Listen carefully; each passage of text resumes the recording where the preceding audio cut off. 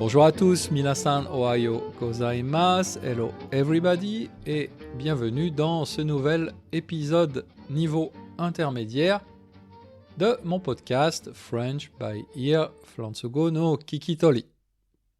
Avant de commencer, je voulais dire un grand merci aux personnes qui ont participé à mes rencontres par Zoom sur Internet le week-end dernier. Nous n'étions pas très nombreux, mais c'était quand même super sympa. Et pour moi, ça a vraiment été un moment très agréable et très intéressant aussi, puisque c'était vraiment la première fois où je pouvais discuter tranquillement avec des personnes qui m'écoutent régulièrement. Donc c'est sûr, je vais refaire ce genre de rencontre. J'espère que nous serons un petit peu plus nombreux la prochaine fois, mais pas trop nombreux non plus parce que l'idée justement c'est de discuter tranquillement entre nous. Alors aujourd'hui je parle d'une histoire de souris.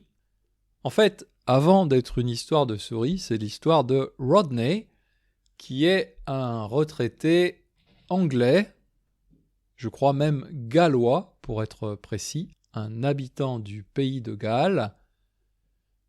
Et cette histoire a fait le buzz ces derniers jours sur Internet, ça veut dire on en a beaucoup entendu parler. Alors qu'est-ce qui s'est passé ? Eh bien Rodney, il a dans son jardin une petite maison de jardin dans laquelle il fait du bricolage, c'est en fait son atelier de bricolage.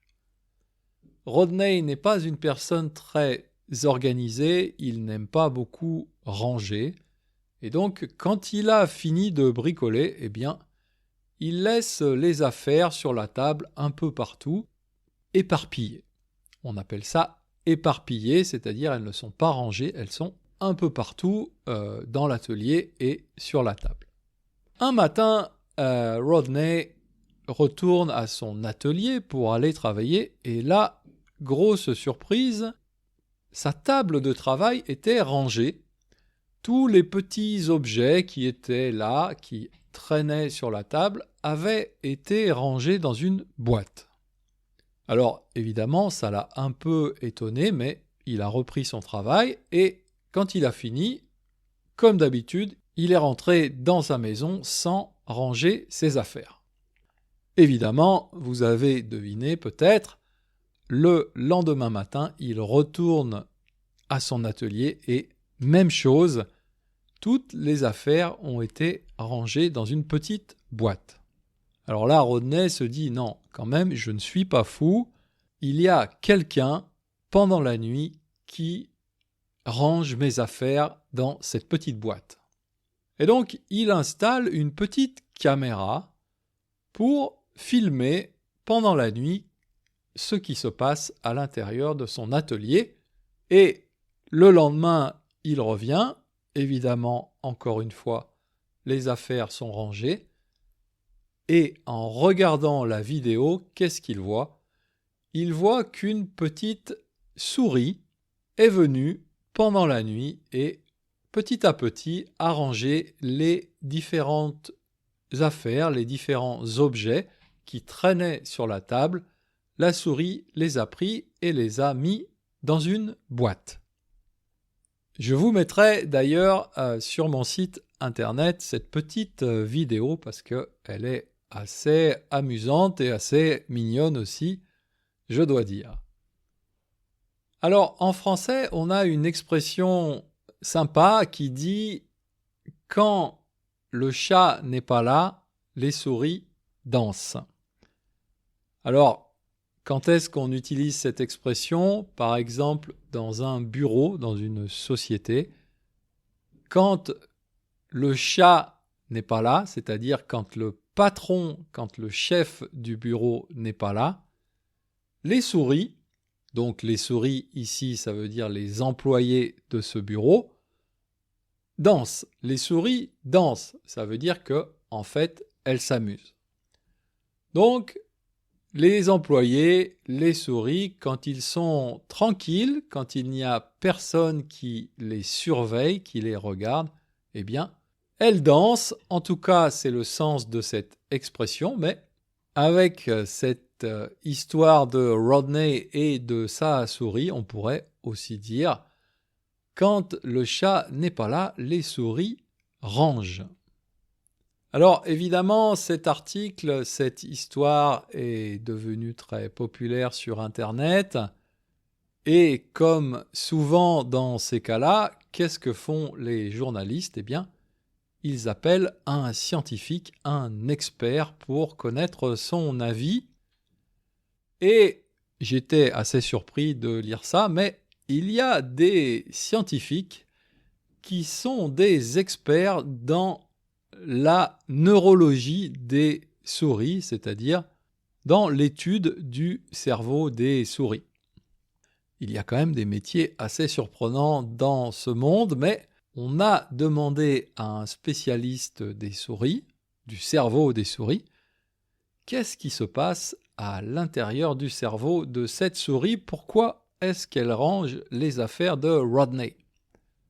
Le scientifique a regardé les vidéos, toutes les vidéos, parce que Rodney a filmé plusieurs vidéos, plusieurs nuits, et donc le scientifique a bien regardé et il a dit « Cette activité de rangement n'est pas nécessaire à la vie, à la survie de la souris, mais chaque soir, elle range les affaires. Ma conclusion, c'est que cette souris s'amuse en rangeant les affaires de Rodney. » Alors, personnellement, faire du rangement et s'amuser, ce ne sont pas deux idées, ce ne sont pas deux activités que j'associe, que je mets ensemble. Mais cette souris, peut-être un peu comme Marie Kondo, la star japonaise et même mondiale du rangement, donc cette souris, comme Marie Kondo, s'amuse en faisant du rangement. Pour moi, et pas seulement pour moi, je sais que pour beaucoup de personnes, c'est comme ça, le rangement, c'est plutôt une corvée. Une corvée, qu'est-ce que c'est? Le mot veut dire que c'est une tâche, un travail que l'on fait parce qu'on doit le faire, parce qu'on n'a pas le choix, on est obligé de le faire, mais on n'aime pas le faire. Donc, c'est un travail qu'on fait en général à contre-cœur. Faire quelque chose à contre-cœur, en français, ça veut dire faire quelque chose qu'on n'a pas envie de faire. D'ailleurs, c'est intéressant parce que le mot corvée, c'est un mot français assez ancien, et pendant toute la période du Moyen Âge, la corvée, c'était le travail que les paysans devaient faire gratuitement pour leur seigneur. Le seigneur, c'est-à-dire c'était la personne qui possédait les terres, les terrains sur lesquels les paysans travaillaient et chaque année, pendant une certaine période de temps, ils devaient travailler gratuitement pour le seigneur dans les champs. Et donc ce travail gratuit et obligatoire s'appelait la corvée. Cette pratique a été supprimée en 1789, c'est-à-dire par la Révolution française, mais le mot corvée est resté et maintenant donc il désigne plus généralement toutes ces activités qu'on n'aime pas faire mais qu'on doit faire. On pense souvent, le plus souvent, aux corvées ménagères, c'est-à-dire le travail qu'on doit faire dans la maison, comme le rangement donc, le ménage, la lessive, etc. Mais donc pour cette souris, eh bien, le rangement n'est pas une corvée, et j'espère quand même que Rodney est un peu plus sympa que les seigneurs du Moyen Âge, et que pour remercier cette souris de ce travail, il va lui donner, je ne sais pas, un petit bout de fromage chaque matin, ce serait assez juste puisque on dit maintenant que, contrairement au Moyen-Âge, tout travail mérite salaire. Bref, cette histoire m'a quand même bien amusé. Je dois dire que jusque-là, je ne m'étais jamais vraiment intéressé aux souris.